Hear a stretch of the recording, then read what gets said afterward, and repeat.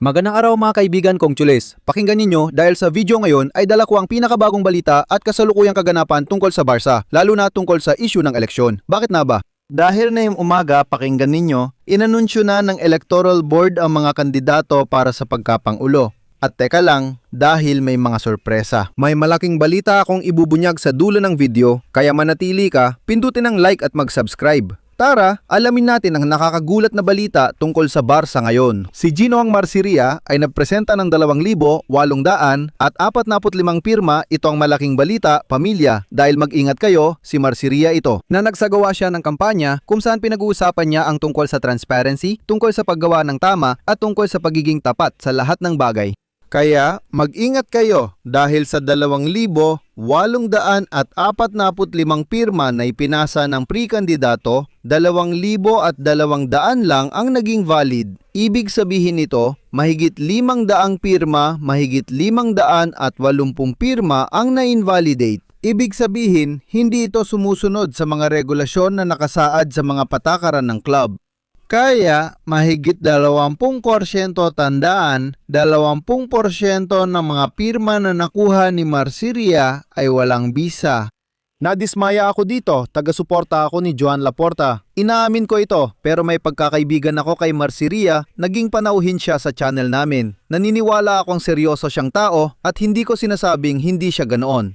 Isang mahalagang tao sa pananalapi na sa tingin ko ay dumating upang subukang baguhin ito at nagulat ako, Adri. Pero ang nakakagulat para sa akin ay wala pang mahigit 100 katao ang nag-iwan ng kanilang prediksyon. Sa Big Up, tandaan mo, ang website ng Big Up, nagsasagawa sila ng raffle ng isang buwan pa ng $25,000 para makasali sa raffle. Napakadali at napakasimple sumali. Sasabihin ko rin sa iyo na noong huling laro, namigay kami ng pangalawang FC Barcelona jersey ng season.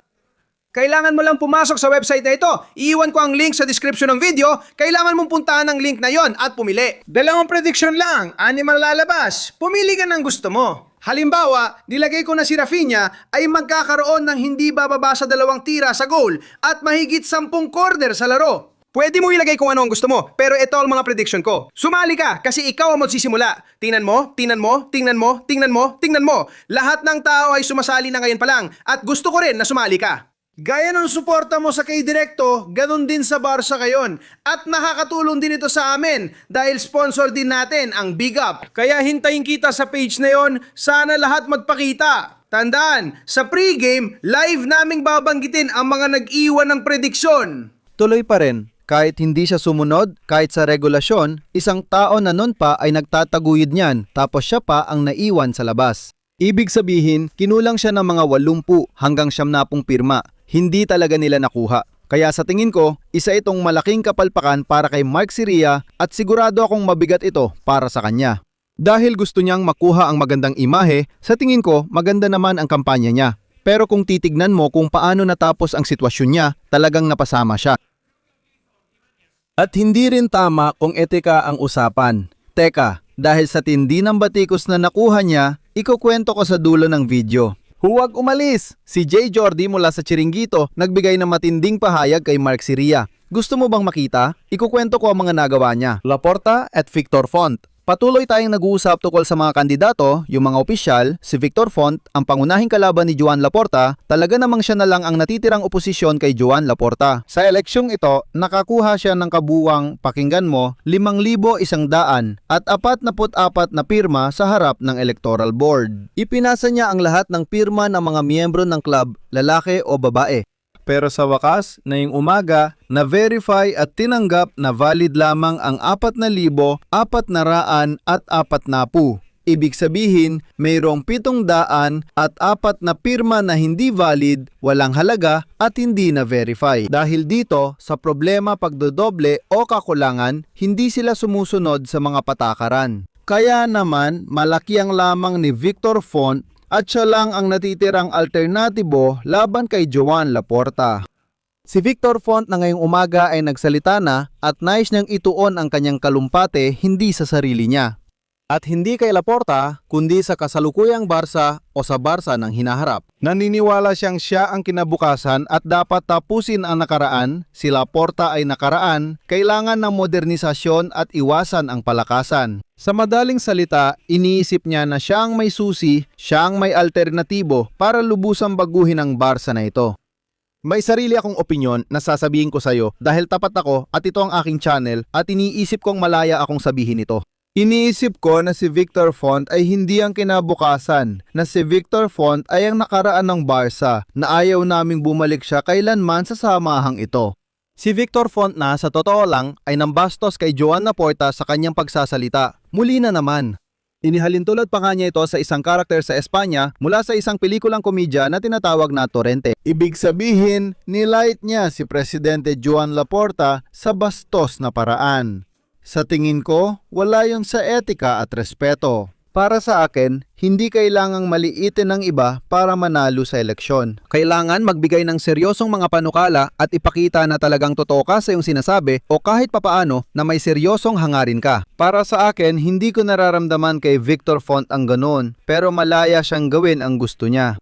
Ibinoto siya ng mga miyembro, kailangan nating igalang ang demokrasya ng club na ito na sa tingin ko ay isang bandila na dapat nating itaas ng may malaking pagmamalaki. At ayon, na yon ang mga miyembro na ang magpapasya. Font o Laporta, ito ang sinabi ni Victor Font. Sa akin, inuulit ko, hindi talaga ako kumbinsido sa kasalukuyan at hinaharap ng Barca ayon sa pananaw ko. Mga tol, nakasalalay ito sa ginoong ito, sa Gino, sa Panggulo, si Joan Laporta. Si Laporta ay nagpresenta ng kabuang 8,170 pirma at ngayong umaga ay na-validate ng Electoral Board kabuang 7,226 ang balido, kaya't 774 na pirma ang hindi natanggap. Para sa akin, si Pangulong Joan Laporta ay sumisimbolo sa kasalukuyan at hinaharap. Isang presidente na dahil sa kanyang karanasan ay nakatulong iligtas ang Barca mula sa pinakamatinding problemang pinansyal, panlipunan, institusyonal at pampalakasan na naranasan ng club sa mga nakaraang taon. Sa kasamaang palad, nadatnan ni Laporta ang institusyong bagsak sa palakasan. Ang koponan ay hindi na nakikipagkumpetensya at sa Champions, sa Europa ay naging katatawanan. Kay Laporta, panalo ulit tayo sa Espanya, galing sa national treble at nakikipagkumpetensya sa lahat. Naniniwala ako na ibinalik niya ang pag-asa ng mga tagahanga ng Barcelona at sinimulan ang Espai Barca, isang Camp Nou na ngayon ay realidad. Sa ngayon, nabawasan na ng higit sa kalahati ang payroll na dati sobrang taas. Ginagawa ng Barcelona ang kanilang mga dapat gawin. Malapit na tayong pumasok sa wakas, sa regulasyong 1:1 para makapag-recruit tayo ng maayos sa susunod na transfer window. Dinala niya si Hansi Flick, ang ating pambato, ang paborito nating coach, na ginagawang posible na lumaban ng Barca para sa lahat. Si Laporta ay tumataya rin kay Deco. Sa tingin ko, nakamit niya ang mga mahahalagang bagay, na refinance niya ang utang, nagawa niyang mapagbayad ng Barca ang mga sweldo. Dumating siya at hindi rin nakasingil ng sahod ang mga empleyado ng club. Dahil dito, naibalik niya ang katinuan sa kabila ng mga pagkakamali at magagandang nagawa.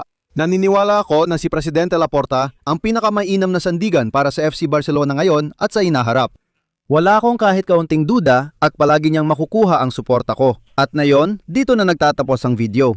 May dala akong malaking balita, ang balitang yumanig sa Twitter at nagpagulo rin sa opisina ni Mark Siria. Bakit?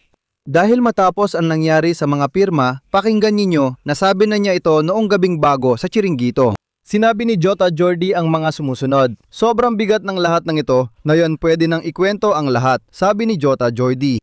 Nakiusap ka ba kay Victor Font noong gabi bago ang deadline para magbuo ng pinagsamang kandidatura upang hindi na kailangang magsumite ng di umano'y peking pirma, manakot, gumamit ng mga larawan ng menor de edad na may masamang intensyon, magamit ang pirma mula sa ibang proseso ng eleksyon, manlinlang, o magsumite ng pirma ng walang ID? Tandaan kung paano ito tinapos. Ginoong Mike Siria, hindi lang siya talo sa eleksyong ito, hindi na rin dapat siyang payagang tumakbo muli.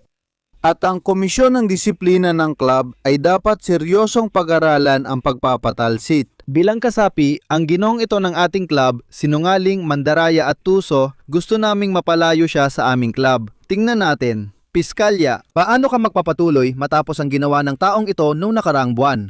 Mabuhay ang Barca! Ito ay sinabi sa kanyang Twitter account ni Ginoong Jota Joydy, aba-aba, matindi ang banat kay Mark Siria. Pindutin mo ang like button, mag-subscribe ka at sabihin mo sa akin ang opinion mo tungkol sa buong video na ito sa comments. Barca kahapon, Barca ngayon, palagi.